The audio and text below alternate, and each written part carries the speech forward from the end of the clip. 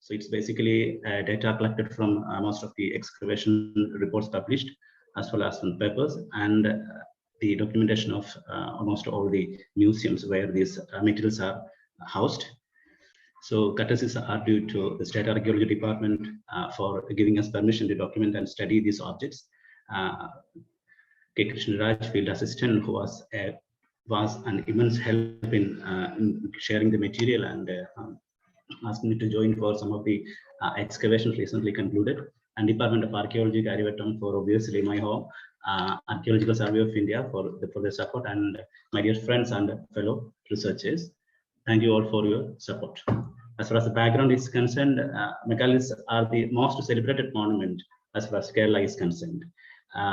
Wherever you go, archaeology means megaliths. So in Kerala, so it doesn't.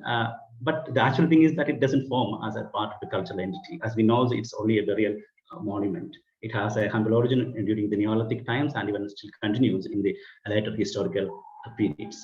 As in the case megalithic burial, it is visible from far distance most of the cases, and we call it as a burial. And in literature, almost all the literature, it is largely placed as megalithic age or culture, and we used to call it as like that. But unfortunately, we'd say that we couldn't find much culture associated with it. We could only find some burials. So many graves, but the thing is that many of the graves or burial sites which lacks this megalithic appendage, still we call them megalithic. Megalithism is perceived only as a burial custom which appeared in the early Iron Age and continues even till today. As far as the concentration of these megalithic sites in India is concerned, South India is the heart, and we are fortunate that we have many monuments scattered throughout the South India, especially Kerala, Tamil Nadu, Karnataka, Andhra, and some parts of Maharashtra. And this is the zonal divisions of South Indian megaliths by Leshnik, 1975. He has classified these regions into four: Malabar coast, which where we are from, and the Mysore and Konkanad, Tamil Nadu and Telangana, and some portions of Maharashtra. And as if you see the major excavated megalithic sites, we could see the Porkalam, which points at the bottom in Kerala at the central portion. Then we have Kudumanal and the famous Nelu from Tamil Nadu, and Brahmagiri of Vilas Brahmagiri, and also almost all the famous sites belongs to the megalithic tradition. But still, when we go about the culture, the man behind this artifact, and it's become very sketchy, and we are not sure about the people behind it. When it comes to the chronology of the megaliths, I'm here with using Mcintosh's age as published in 1985. He has given an appropriate age for Iron Age from 1100 to nearly 800 BC for the early Iron Age. And when it comes to the megalithic, he has divided into three A, B, and C, which falls approximately 500 to 300 BC, and which continues in the late megalithic realms into 300 to 100 BC. The same is the case with Murthy, has also given a similar periodization. The thing is that when we see the chronology of megaliths, the dated materials, we see that in Kerala, the megalithic monuments date slightly moving slightly towards the medieval periods. See it here, some of the radiocarbon dates of the recent publications from Abayan 2018. Here we could see the dates of Satyamurthy 1992, which placed around from Mangad 1299 to 902, and obviously, and some of the dates from Kuttikol by Aknori Usigi, it goes around something 1490 to 1603. So it's kind of from a long stretch from 1000 BC to 200, moving to around 500 AD. Kind of a period, nearly around 1500 years stretch, and even still continue the tradition. As far as the categorization of these implements are concerned, here I'm using the Leshnik's classification, 1974 published for some time, as it has been started off with looking the implements presented in the graves. So he has classified these iron implements mainly into weapons, field equipments, domestic implements, bridal equipments, ornaments, cosmetic accessories, and metal leads and stoppers. And we are more familiar with the weapons, since most of these excavations, we are looking for kind of weapons and war and people. So here we have swords, short swords and daggers, knives and daggers, spearheads, arrowheads, iron shafts, spans, tridents, forks, and so on. So we will come to that in the coming slides. This is the so-called megalithic iron implements recovered from the South India, especially in the form of celt, chisels, daggers, swords, arrowheads, points, and some kinds of sharpening objects. And again, on the right side, you could see the vessels and some horse bits also, which comes in the later period as well. When it comes to the technology, we are not sure about how these people made this iron. And as far as the sites are concerned, we have nearly 2,500 to 3,000 sites all throughout India, and in Kerala as well, around 900 sites, 900 to 1,000 sites. But we never had kind of a site which gives evidences of direct iron production.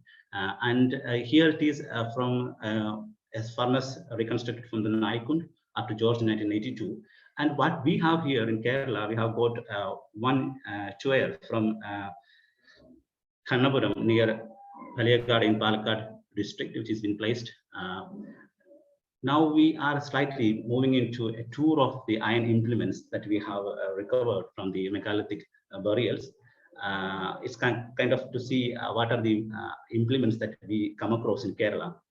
Now, see the earliest recorded evidences of excavation, not only in Kerala, but also in India, goes back to the times of Babington, published in 1823, where he has given exclusively the iron implements recovered during the excavations, which includes daggers, swords, knives, billhooks, points, and all.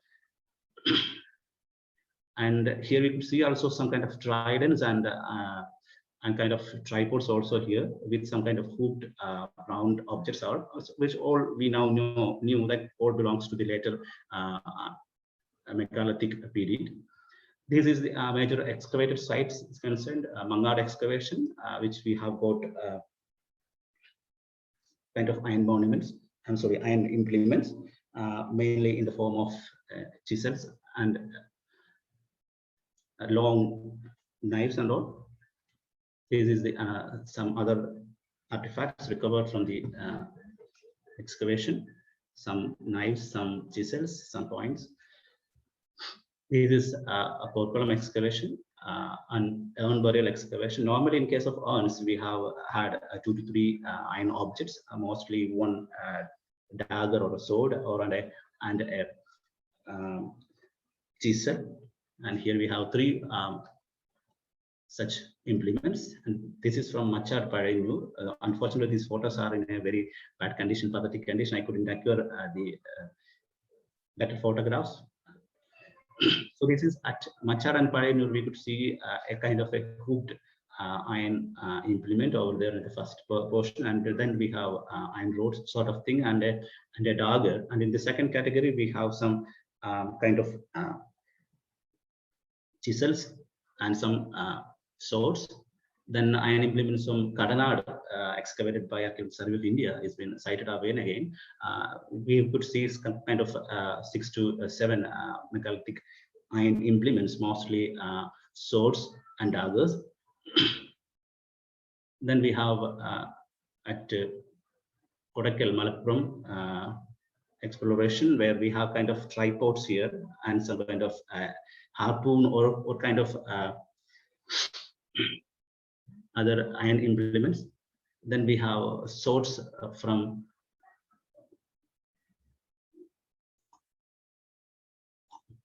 one second.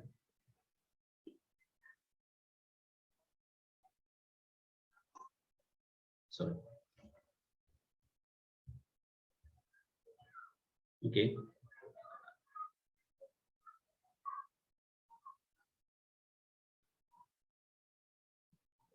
Okay, so some tools from iron tools from Nirmangad, where again it's a kind of a sword and a chisel is been placed, and some implements from Niramankulam again, by excavation by Ambili. It is cited from Peter, Jenny Peter. Here we could see some of the iron implements, mostly agrarian in character. You would see some kind of hill hook. Okay, then we have Kodieri in Kannur, again has got iron burial. We have 3 iron implements placed with kind of chisels and blades. Then we have another iron burial from Hirnana Kurushi, Kozhikode. Again, we have kind of a bill hook and a short dagger. And when it comes to VU, it's an iron implement from VU, Kozhikode, where we have chisels and attached knife. And some of the broken iron implements, especially drawn kind of tridents, and some hooks are also reported from this VU. And again, a few other artifacts which were not very clear about its shapes, but still has a kind of thin, long rod-like objects. And some of the iron implements are there from rocket caves at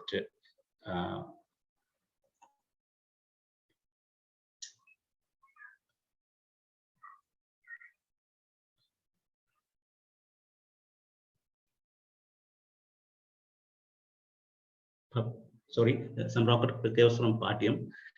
I am not used to with this kind of Zoom presentation. That's why I couldn't find it, how to click it and go. Anyhow, so these are some of the iron artifacts from Marakara. It's again excavated by State Archaeology Department. Some points, some other sharp implements, and again sickles, knives, borers, iron chisels, and stylish hooks, etc. have been recovered from the site. These are some of the more recent implements excavated from the same. This is some of the iron implements from Pattanam excavations. Pattanam, as we know, it's not basically belongs to the megalithic phase, but still, as far as the excavators, it belongs to a kind of Iron Age period. The last phase is Iron Age at Pattanam, approximately dated to 300 to 1000 BC area, where we have a large number of iron implements been recovered, and preferably a kind of iron knives, which are very similar to the megalithic iron implements. Iron knife has been noted from there. Along with that, we have iron chisels, iron nails, iron fragments. As in case of the habitation sites, we have more number of iron implements. It has been recorded there. These all are from the 2015 excavation season, and these are iron implements from Kundugara. Kundugara is again from the Ernakulam district. The material is being housed at UC College, Aluva. With the help of Jenny Peter, we have documented the material, and we find that there are a very good collection of celt, swords, daggers, and pointers, chisels, sickles, and nearly 28 monuments, artifacts were documented from there. The another site is Okkal, near to Perumbavoor, again very close to the Kundugara.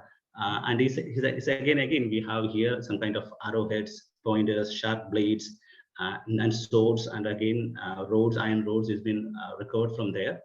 See, almost all this suggests that kind of uniformity in the typology of the materials. These are some of the iron implements housed at the Mural Art Museum, Trissur, where we could see some kind of plows and tripods and iron swords, hooks, and arrowheads and all. But unfortunately, the thing is that at this museum, they don't have kind of records from where these materials has come from, and no provenance has been recorded thoroughly. So when it became a very severe issue to date and to give ownership to which burial, and the information suggests that these all are from the Trissur region, collected during the excavations at long back, and it's been dumped over there, and it's been documented individually, and some of them are shown here. Some of the artifacts, it's been very neatly placed with kind of tridents, nail parers and arrows and long tricycles and all. Then this is again one of the trident recovered from the site, recovered from this documentation at Trissur. This again suggests it's kind of some around 1.2 meter in size. It's a huge one with very precise features. And though it has passed several years, it's the quality of iron suggests that the kind of what kind of technology they had and what kind of purity the iron had. So it still withstands all kinds of odds. And this is a kind of an hanger from Olieri, housed at Parashiraja Museum, Kozhikode, which is again a unique artifact. So when it comes to the excavated iron implements, we have tried to get into see what are the monuments from where we could have these iron monuments. Though we had 10 to 11 varieties of monuments, not all the monuments produce iron implements as such. The categorization suggests that among the monuments, rocket caves has got the maximum number of iron implements. This comes around nearly 37.9%, which is followed by again urn burials, which has got a percentage of 25.49. And again, cyst has got a 15.02% of iron implements in the entire assemblage as far as then the dolmens. The rest of the monuments, if we see cairn circles, hood circles, menhirs, and some of the habitational, the so-called habitational identified sites and umbrella stones, all together comes under 5 to 6% of the total assemblage contribution. So it's mostly rocket caves and urn burials and cyst contribute the iron implements in its totality. When we see the iron implements typology, we have documented nearly 53 varieties or types of iron implements from all through these museums. We have completed nearly 3 to 4 museums and all other reports and the IAR. What we could find is nearly 53 types of iron implements. So the most common implement come on almost all the sites are knives, as far as weapons are concerned, knives, swords, daggers, and arrowheads, spears. These are the common artifacts, common implements recovered from the megalithic sites in Kerala. When it comes to the distribution of megalithic iron implements in Kerala, as far as the weapons are concerned, the weapon category is concerned, which totals with 36.39% of the total assemblage. And the field implements comes around 24.77, and the domestic implements nearly 13.8% of the total assemblage. Then the miscellaneous objects are obviously there, 6.54%, and then indefinite objects which we couldn't identify or explain what could be. And when it moves to the major weapon types found in Kerala, the most common and the most dominant weapon was a knife. Among the weapon category, a knife which comes around 26.44% of the total assemblage, which is followed by again sword by 25.61, dagger again 15.7. Then we have trident, tanged knives, arrowheads, spears, and spearheads. So these are the common implements, weapons that we come across almost all the burial sites. So the typology is very much limited. And again, if you see the distribution of field implements found in Kerala from the megaliths, you could see the maximum is the chisel, which comes around 26.96%, and sickles are 25.84%. Then we have axes, blades, plows, plowshares, wedges, and all. So here as well, what we're getting is, though we have agrarian or implements, field implements, the most common thing is we get is chisel and sickle, and which is followed by blades and axes. The kind of perforated blade or saws or hatchet or bill hooks are very much limited, but they are present in less than, with less than 2% of the total assemblage. When it comes to the domestic implements at different megalithic monuments, you could see it here. The maximum is with the tripods, and the hooks and tripods are very quite common, mostly found in the kind of rocket chambers and all. Then nails, we have ring stands, and all other things are present, but they are very much limited in their percentage. So this is the typology of the implements which we get from Kerala. So we call it as Iron Age. We say it as abundant number of iron implements present, but the typology, if you see, they are very much limited, and that too, 4 or 5 types dominate the entire assemblage. In most of the cases, they are well preserved. But so the primary observation is that we have nearly 1,000 megalith sites reported from Kerala, nearly, out of which 160 sites have iron implements as burial goods. It was very surprising to see that we have a huge number of megalithic sites reported from Kerala or reporting, but the reported iron appendage, I mean iron artifacts from it is nearly 160 sites only. The actual number may be much higher than this, and we presume, but unfortunately, due to the unfavorable burial conditions or vandalism, and the tomb raiders may have influenced for the fall in the total percentage. As in the last case of Dr. Rajan Koyusar has said, somebody is still looking for artifacts, somebody is still looking for some treasures. So these artifacts, whatever, whichever come on their way, they try to leave it either in the ground or they take it for some melting or something. So whatever may be, the percentage of the iron implements from these tombs are really, really less. The distribution of iron objects suggests that the different monuments have different degree of iron concentration. As we have seen already the typological cases, monuments, though we have nearly 10 to 11 monument types, only 2 to 3 monument types has got the maximum concentration of iron. In other cases, there is nothing like a iron association. But still we call it as a megalithic, where there is no huge stone associated, there is no iron associated, but still we call it as Iron Age megalithic cultural stuff. So the distribution of iron objects suggests that the different monuments, and again, as far as the percentage is concerned, among the burial monuments, rock cut caves has got the maximum percentage, that is 38%, and urn burials with 25.49%, the cyst burials with 15.02%, and dolmens with 10.45% holds the maximum iron implements. So these are the 4 iron megalithic monument types where we have the maximum number of iron available. Then the rest of the monuments together holds a marginal of 6.51% as far as Kerala is concerned. As far as the variety of implements are concerned, there are a total of 53 types that we have mentioned here. 53 types being identified, and which all are fall under the category of weapons. That is the most dominant category, that is 32%.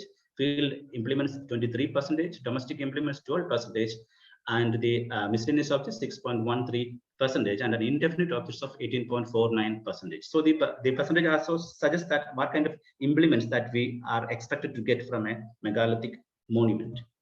Among the weapons, a knife, which dominates with 26.44%, and swords with 25.61%, and the assemblage, while the daggers is been there with 15.7, and tanged knife with 6.61%, and the tridents are obviously there with 7.43%. Is the percentage of the weapons which we get it from the Kerala Megaliths. Among the field equipments, chisels are the most dominant and are the most common artifacts, as in the case of the last Rajan's presentation as well. The person has got a chisel, I mean a bar celt sort of stuff he has recovered. That is one and only one artifact from that entire one burial. So that among the field equipments, chisels is 26.96%, which dominates. Then sickles with 25.84%, blades with 10.11%, axes with 7.86, set with 4.49, and wedges with 4.49%, topples the assemblage. Among the domestic implements, hooks with 25% we have there, and then tripod with 22.91%, probably for keeping the sepulchral objects. And again, nail with 14.53%, and ring stand with 10.41% is been there. As far as the conclusion, I rush into the conclusion. The iron tool typology as such cannot be used for a typological dating, at least for the utilitarian shapes. Then when we come with a typological analysis, we have a feeling that we could easily use it for dating purposes, or to say it as to understand the evolution as well. We could see, and we can say about the probable date, a kind of relative dating could be possible with the kind of iron implements. But the variety that we have there in the megalithic monuments, and the amount of artifacts available for study, it became very difficult to see kind of an evolutionary change in the artifacts. And again, these are very much limited change, and again, it's been continuously using the same tradition and the same shapes. It keeps on continuing. Okay? And in that context, it became very difficult to see kind of an evolution or to give a periodization based on the typology itself. But it need to be studied along with other associated artifacts like beads, ceramics, and other architectural features. And then again, assigning the particular tool type for a periodization and assumptions based on its character and function may be misleading. Sometimes saying it's seen the sickles or the swords, we say that these people are warlike people, or these people are agrarian community, or they are hunters and gatherers. So that kind of assumptions are only assumptions, and based on that, it's very difficult to say. Because, and again, the functional aspect, it's the most important thing is that these all are objects from the burial context. And this burial context has got a different function altogether, and which never stands for a normal function as such it has got. So these vessels, these implements, at burial context, they have a different function altogether to perform, and so they are standards for that only, and that cannot be directly compared or over superimposed on other cultural aspects to understand what could be the people or the man behind the artifact. It's very difficult to understand, so that it has to be considered while reaching into the conclusions. And then the sepulchral character of the burial implements and the monuments must be dealt separate while dealing with cultural periodization and change. So we have lack of megalithic habitation sites or habitation cum burial sites. We have very less number, but that doesn't mean that we will use these burial monuments and burial appendages for directly comparing with the cultural change and all. So it cannot be directly used, as it stands for a different purpose and a context. The most important thing is that we need to find sites in and around the burial sites and try to excavate and bring up with kind of to establish kind of a context. So we have only one, I think, really neatly excavated 1 or 2 sites in Kerala. As such, in case of Pattanam, we have excavations. That at Vizhinjam, we have early historic excavations, Iron Age excavations, and Kottappuram we have. But then, in addition to that, there are no other sites which basically speaks about the Iron Age excavations or the materials which were. So then we need to study in comparison with those artifacts, and we need to excavate and find and excavate more sites to get into a direct comparison with these sepulchral monuments. Categorization based on probable function into agricultural, war, household doesn't state that they are representing the people buried or society based on that tradition. It is quite possible to have a common tradition continues for honoring the dead as a whole. The appendages may vary as per the affordability of the dead's relatives. And again, moving craftsmen and burial traditions has to be considered while studying the iron tools from the megalithic burial context. So who made this, and what could be the function of this megalithic iron? And actually, the people who were using this, are they really iron producers or iron users or iron makers? So we have no idea about that. For that, so without knowing that kind of thing, it is very difficult for us to comment a particular thing on based on the typology only. Thank you.